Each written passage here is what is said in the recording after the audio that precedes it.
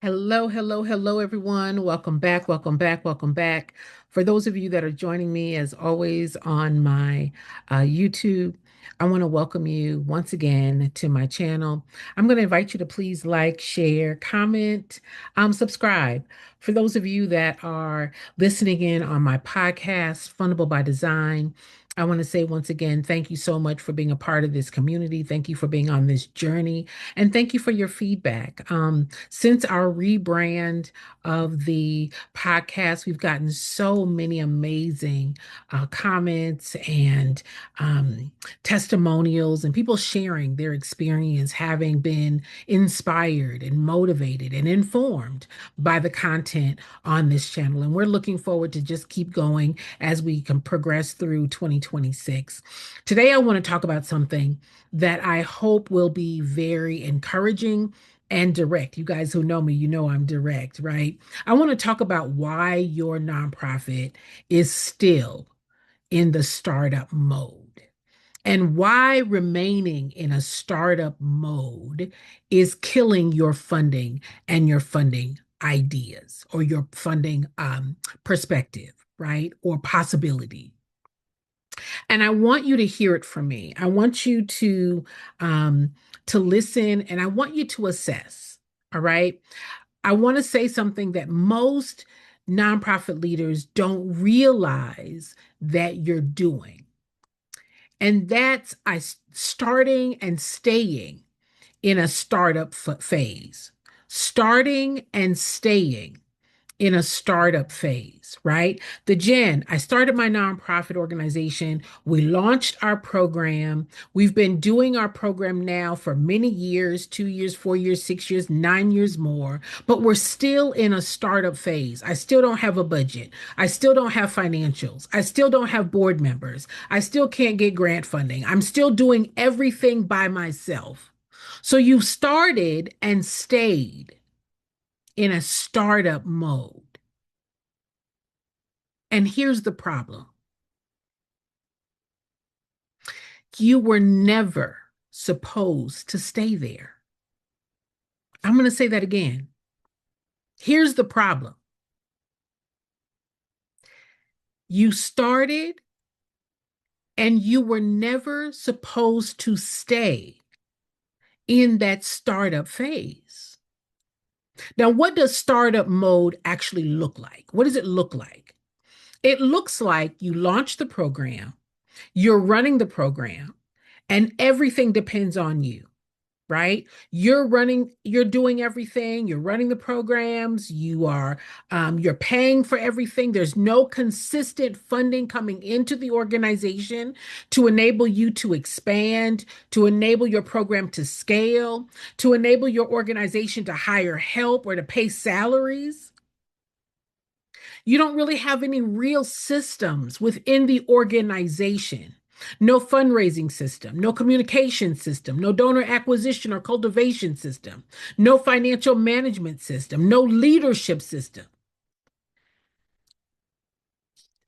You're making decisions day to day, no projection, no forward thinking, no forward planning. You have ideas, but no strategy to achieve them. You're doing everything by yourself. And this is the dangerous part. You've gotten used to it. You've gotten used to it. Listen,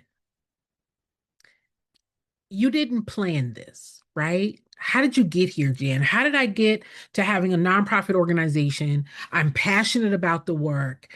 And I started thinking that I would be able to get a grant later. I started it thinking I could fundraise after I started. I started thinking that people would give me money because I'm a 501(c)(3). How did we get here to where now you have been running your program for 2 years, 4 years, 6 years more, paying for everything out of your pocket? How did you get here? Because I know you didn't plan this, but you were taught this. You didn't plan it, but you were taught it.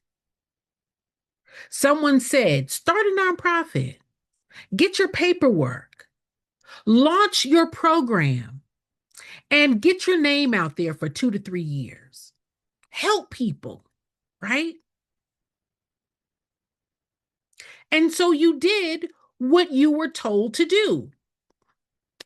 You went, paid the IRS, you got your EIN, right? You got your 501c3, you put together a board, your mother, your brother, your dog, your cat, your fish.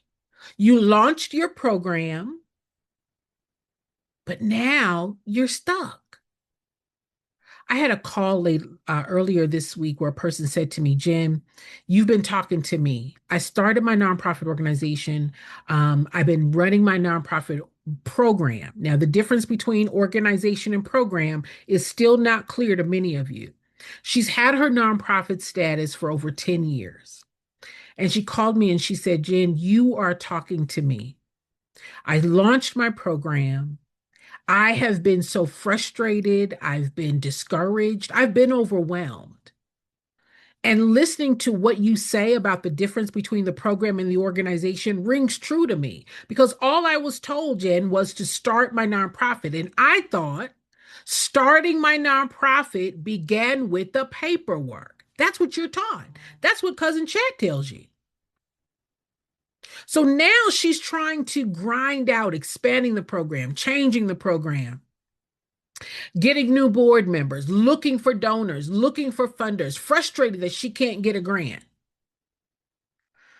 But now she realizes I got paperwork and I launched the program because that's what I was taught to do. I was told start a nonprofit, I could get a grant, I could get funders, I could get donors, I could get partners just from starting. But no one told you what it takes to run the nonprofit, to build the nonprofit. And this, y'all, is the passion trap. This is the passion trap. Because what did you do? You went and got your 501c3. You got your articles of incorporation. You're looking for board members, but we don't know what the board's supposed to do. We don't have a plan. We don't have a structure. We don't have a system for them to follow. We don't have a budget. We don't know how to articulate impact. We don't have financials. We don't have a fundraising plan, but your passion for the program trapped you. So what did you do? You leaned into the passion. Jen, I want to help people. Jen, I work in the social services business. Jen, I'm a teacher. I understand where all the gaps are within the teaching system or the school learning process, right? Jen, I went through something, and because of what I went through, I want to help other people not go through what I went through. You dove right into the passion trap. I just want to help people, Jen. I want to empower people. I want to help them to understand. I want to do groups, and I want to help single moms. I want to do after school programs. I want to build tiny homes. I all of the things that you are passionate about. Nothing wrong with passion. But now you're in this passion trap. And now you think that just by having the 501c3 that you have a nonprofit. No, a 501c3 is paperwork that speaks to your status. That's all it is. The 501c3 speaks to your status. What is your status? Tax exempt, right? There is a tax and a tax exempt status. Your 501c3 is a revenue code from the IRS. But because you're so deep in the passion trap, you're thinking caring. Jen, I just need people who will care. I just need people, Jen, who are on my board who are passionate for the work. I just need donors and funders to see the importance of this work that I'm passionate about. You jumped into the passion trap by getting your 501c3, getting your paperwork done, launching the program because the program is your passion. And you think we'll figure it out later. I'll get donors later. I'll figure out how to fundraise later. I'll figure out how to bring in money later. In the meantime, because you're so passionate and because you're doing the work, you started paying for everything out of your pocket. Or in your mind, because you settled into the passion trap, you will convince yourself and say, we're not doing this for the money. Jim, we're not doing this for the money. It's not about the money. Well, of course it's about the money, which is why you're looking for donors, which is why you're looking for grants, which is why you're having fundraisers, which is why you want businesses to sponsor you. That's money. Why do you need the money? Because there are real, predictable, ongoing expenses. But you don't see that in the passion trap. In your mind, because you become so comfortable in the passion trap. Jen, I'm doing the work that I love. I'm doing the work that I'm familiar with. I'm doing the work that I'm passionate about. No, we don't have any donors. No, we don't have any supporters. No, we don't have any contributors. Yes, I'm paying for everything out of my pocket, Jen. I'm the only supporter of the organization. I may have board members or friends that give, $10 here or there, but you're so deep in that trap, you have become comfortable not having enough money to scale, not having enough money to expand your program, barely getting by, you paying for everything out of your pocket, never enough. Everybody's a volunteer. No one gets paid for doing the work because in your mind, Jen, it's all about the passion. And that sounds good, but it creates a weak structure. Now, this is where it gets real. Many of you are not even paying yourselves, right? And you think that's normal. Jen, I'm a nonprofit. We don't have any money. Jen, I'm a nonprofit. It's not about the money. Jen, I'm a nonprofit. How am I supposed to do this? I mean, I don't want people to think, Jen, that it's about the money. But the truth is this. That's not normal. That's not normal. You need donors. That's money. You need sponsors. That's money. You're looking for grants. That's money. You're looking for partners and collaborators. That's money. But because you're so deep in the passion trap, you think not having enough money to scale, to expand your reach, to be able to deliver more impact, to better structure yourselves so that you are running an efficient organization, you have begun to think it is normal. And it's not. Let me be clear. Long-term, unpaid leadership is not sustainability. It's instability. I'm going to say that again for the people in the bushes. I want to be clear because this is the part that you were not taught.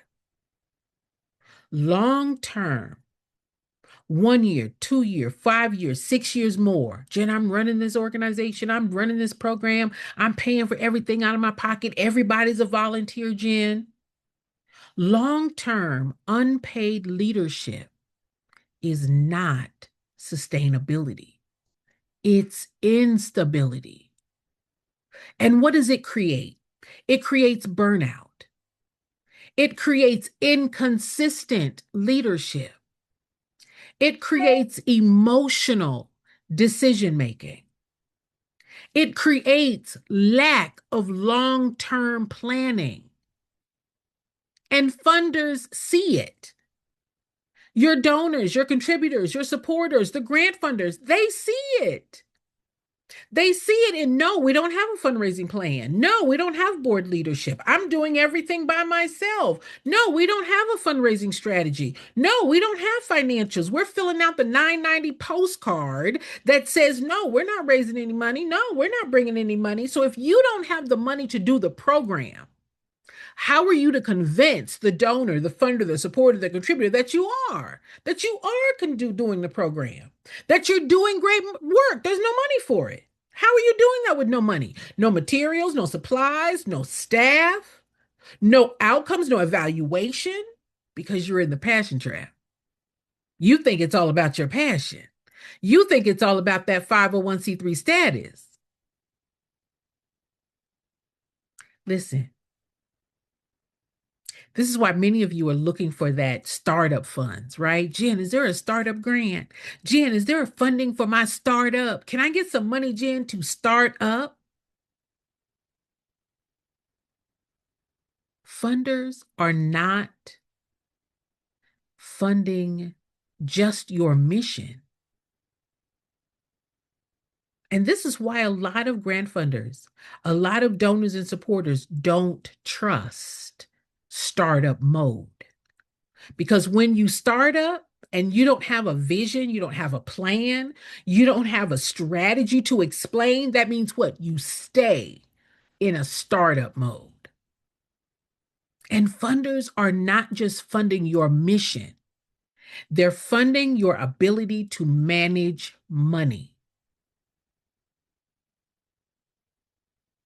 When they see there's no salaries, there's no systems, there's no structure, they don't see sacrifice. Now, you may see sacrifice. Why? Because you are so deep in that passion trap. You see sacrifice. Jen, I'm doing this program. I'm sacrificing. I'm paying for everything out of my pocket. I'm using my credit cards, my savings. I'm taking money off of my retirement. Jen, I'm doing everything. I'm borrowing money from my husband or from my spouse. You see sacrifice. They don't see sacrifice. They see risk. They see risk. And most of you never planned when you started your nonprofit organization because you weren't taught this, right? You weren't taught how not just to file the paperwork. You weren't taught how do I lead it? How do I build the organization? How do I structure the organization to be able to raise money? Right? Most of you never planned for operational costs. You never planned for staffing. You never planned for infrastructure. You only planned for the program. I know that hurt. I know that hurt. You planned for the program only. You didn't plan on how to build or grow the organization. Your passion was for the program. That's all you planned for. You planned to run and start a program. But the program doesn't run itself. The organization runs the program. Did you hear what I said? Now, you weren't taught that. And so then what happens? Years pass by. Money is spent personally. And now frustration is building. Now you are overwhelmed. Now you're even kind of scared. You're thinking, oh my gosh, I done started this thing and I don't know what to do next. I'm stuck and I don't know how to get unstuck. I need help, but I don't know where to go for help. I'm overwhelmed, but I can't confess that to anybody because I got to make it look like I know what I'm doing. And you're trying to figure it out. As frustration is building, as you're trying to, well, maybe if I change the program, maybe if I do this program instead, or maybe if I do a fundraiser, you are guessing and grasping at straws, trying to figure it out. And at some point, you're going to have to make a shift. At some point, you're going to have to make a decision from startup thinking to organizational thinking. Many of you are not there yet because you're still in the passion trap. For you, everything is about the program. Everything is about your passion, your emotional connection to the program. And that's going to keep you in a startup phase. Jen, I just love this program. Jen, when I started this program, I was a teacher, I was in social services, or this happened to me. And because of this happening to me, or Jen, I was a part of a program and that organization really helped me. And so I wanted to do something. You're still in the startup thinking, your passion, and not organizational thinking. The organizational thinking says, I got to build a structure. I got to plan and prepare for revenue to cover the expenses of this program. Many of you don't even realize when you started this thing, you started an expense. You started a whole business. You didn't start a program, honey. You started a business, but you weren't taught that. I'm telling you, it's free. Okay. You started a business. You have an EIN. You have a business bank account. You have a board. Those are not program elements. Those are business, organizational elements. But in your startup phase, in your startup haze, none of that was thought about because that's not what you were taught. You were taught start a nonprofit, you can get a grant. Start a nonprofit, you can get funding. Start a nonprofit, get you some board members. Start a nonprofit, you can fundraise or do fundraisers. Start a nonprofit, you can get donations, but I don't know how to get donations. I don't know how to find board members. I don't know how to fundraise. I'll think about that later because right now I am just in startup mode. I just want to start this program. I just want to start this program. And that's not organizational thinking. So now there's no building structure. There's no planning of revenue. There's no creating of the systems that are designed to come into your organization. There's no funding for the organization. Not just the program. There's no money to grow, to hire, to expand, to scale, because that's not what you were thinking.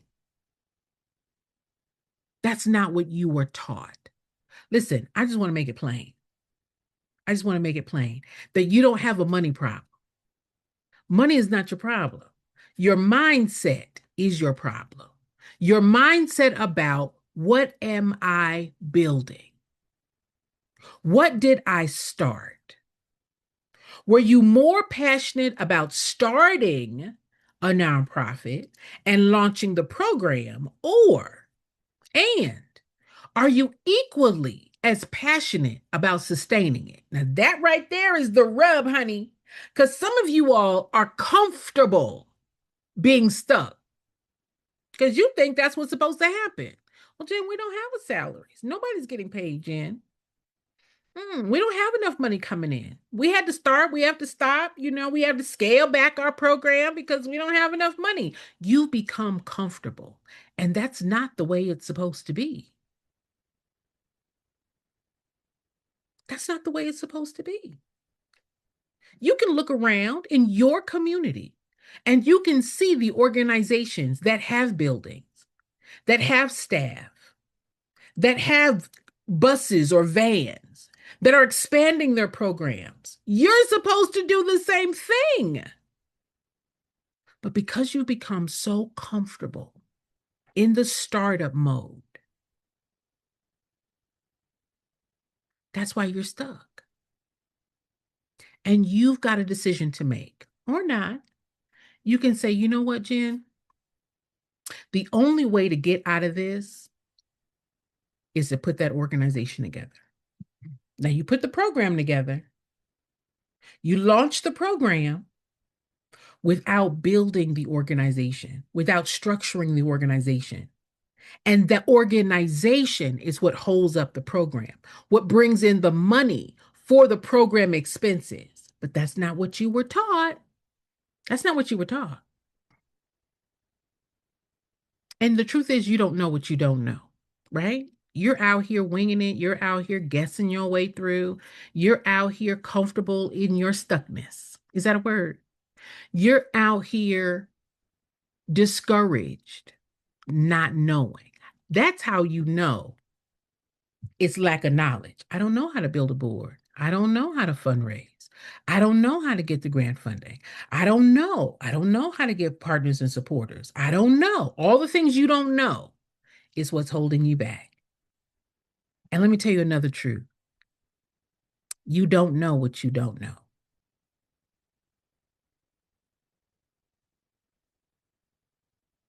You're not going to be able to try on your own because if you could have done it on your own, you would have. Listen, I created a fundability score, right? It's an assessment of your organization, and it is designed to help you to determine, are you really structured and ready to raise money based on what the donors, the supporters, the contributors, the sponsors, what they determine as fundable. You might feel that your passion or your program is what's fundable, and that's not true. If it were true, why is it then so hard to raise money? Raising money is not hard. Let me say that. Raising money is not hard. It's all about trust. Trust in what? Your organization, not your passion for that program. Your donors, your funders, your supporters, they are investing in the capacity of the organization. But if you didn't build the organization, if you did not feel that that was a priority, then there is no organization. I'm going to say that again. If you started your nonprofit and you thought that your nonprofit was the program, it's not. The donors, the funders, the supporters are not giving money to the program. They give money to the organization. And for many of you, because that's not what you were taught, you didn't even know that there was a difference between program and organization. And so you're trying to run through your passion for the program, which is nothing but an expense. No money comes from that. The organization is structured, is designed intentionally to bring in the money to cover the expenses of the program. Now, again, if you didn't know that, that's why you stuck in startup mode. Listen, I just want you to see where you are. That's it. I want you to see where you are, and I want you to know what needs to change. All right. This is not for people who want to stay in startup mode, stay in the stuck mode, because that's not where you're supposed to be. For those of you that don't want to stay in the everything is on my shoulders, Jen. I'm paying for everything. Everything's coming out of my personal account. Everything's coming off my credit card. I'm paying for everything. That's not how it's supposed to be. This organization, as a community-based organization, is not intended to be carried by you. It's a benefit to the entire community. But because many of you are so comfortable in your startup thinking, unfortunately, you are viewed as a risk, a financial risk.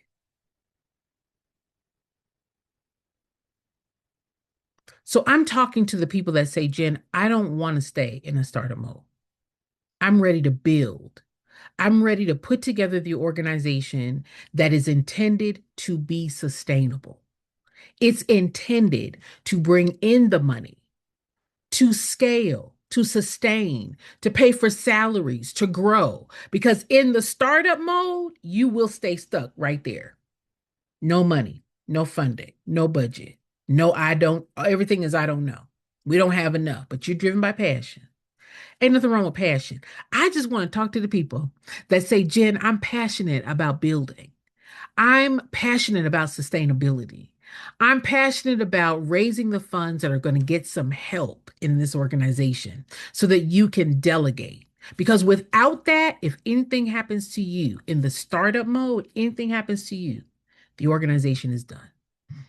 I don't have any help, Jen. I'm doing everything by myself. You get sick, you want to go on vacation, anything happens, the organization is over. And that is a risk. You don't have a funding problem. You have a startup mindset that has never transitioned. And you are the only one that can change that. That has nothing to do with money. That has nothing to do with funding. That has nothing to do with the way you're supposed to operate. That has everything to do with your mindset. You need to look at yourself in the mirror. Like Cardi B says, am I the drama? Is it me? Yeah, it's likely you. It's likely you.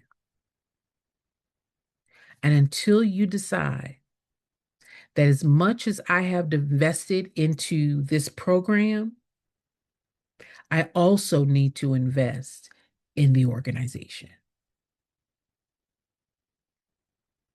Those are your only choices. There's no other way around it. That as quick as you invested in starting that program, you've also got to invest in building and sustaining and structuring the organization. The organization is what brings in the money. And the longer you don't put your effort into building that organization, you're going to miss out on funding. You're going to lose funding opportunities. You're going to continue to do everything by yourself. You're not going to be able to scale. You're not going to be able to hire help. You're not going to be able to build credibility or sustainability in the eyes of the donors and the funders. They're going to look at you continuously as is not stable, right? No, we don't have any funding. No, we don't have any donors. No, I don't have boards. I'm doing everything by myself. No, we don't have a fundraising plan. They don't look at your organization as stable. And that's where their money goes. But until you realize that, until you accept your passion's trap is keeping you broke. As long as you stay in that trap, boo, you're going to stay broke, right? Because you think it's about passion. It's not about passion. It's about your organizational structure, your competence of running the organization. For those of you that are new to me, my name is Jennifer. I am your nonprofit expert. 40 years of experience helping organizations not just start, but to grow and to sustain. Your donors, your funders, your supporters are looking for organizations that are built well, that they can trust with their investment. And until you decide, Jen, I'm ready to put my organization together, you're going to stay in startup mode. Okay? I'm here for those of you that say, I want to change. I'm here for those of you that say, Jen, I'm ready to structure my organization, design it the way that it's supposed to be designed to raise the funds. Money's not your problem. Money's not your problem. There's no shortage of money. We do the work that government cannot do. We do the work that for-profit businesses cannot do. Our work matters. It's up to you now to decide. Am I ready to clear the fog of passion and put on the clarity of organizational structure so that you can do the work, continue to do the work, expand the work, scale the work that's truly going to be a benefit to your community and build trust and credibility with those that would support your work? And once it's built, it's built. Once it's done, it's done. And raising funds is how you are designed. That's what your 501c3 is. It's a revenue code. It is not a passion code. It is not a program code. Your 501c3 is a revenue code. All right. Thank you all for listening. Thank you all for being a part. When you are ready to take your organization to the level that it should be and could be in a very short period of time, I am here to help. My name is Jennifer, your nonprofit expert. Thank you for listening.